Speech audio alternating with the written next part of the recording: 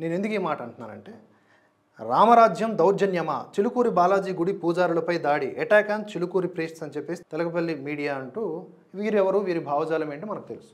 So వారి మీద రెస్పెక్ట్తోనే చెప్తున్న మాటలు ఏంటంటే, వారు చాలా స్పష్టంగా చెప్పేశారు, రామరాజ్యం దౌర్జన్యమే. టైటిల్లో అర్థమైపోయిందిగా.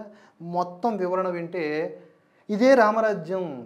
ఈ ఈ వీరరాఘవ అనే రావణాసురుడు, వీరరాఘవ పేరిట ఉన్నటువంటి రావణ అసురుడు క్రియేట్ చేసినటువంటి నాన్ సెన్సే రామరాజ్యం అనేలాగా, భగవద్గీతలో అంతా కూడా హింసే ఉంది అనేలాగా పోర్ట్రే చేస్తూ నర్మగర్భంగా తమకున్నటువంటి మేధస్సును ఉపయోగించి ఆర్టికల్స్ రాస్తారు, వీడియోలు చేస్తారు.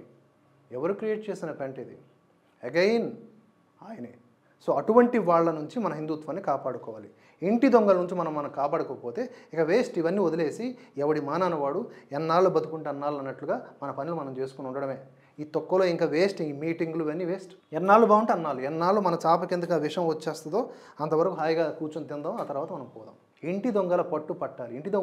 ఇంటి దొంగని ఈశ్వరుడు కూడా పట్టలేడని ఎందుకన్నారంటే, అంత భయంకరంగా ఉంటారు. ఆ ముసుగు అలాంటిది.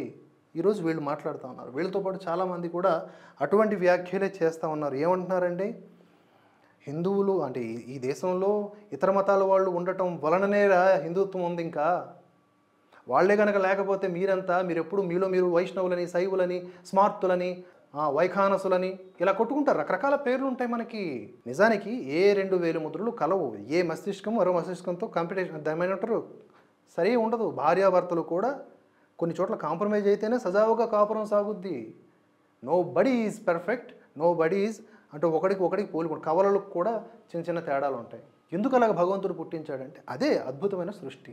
అర్థం చేసుకుని వీలైనంత సంఘజీవనం గడుపుతూ ముందుకు సాగాలని సనాతన ధర్మం చెప్తోంది. అలా కాకుండా ఈరోజు ఈ పరిస్థితికి రావడానికి గల కారణం ఏంటో ఆలోచించండి.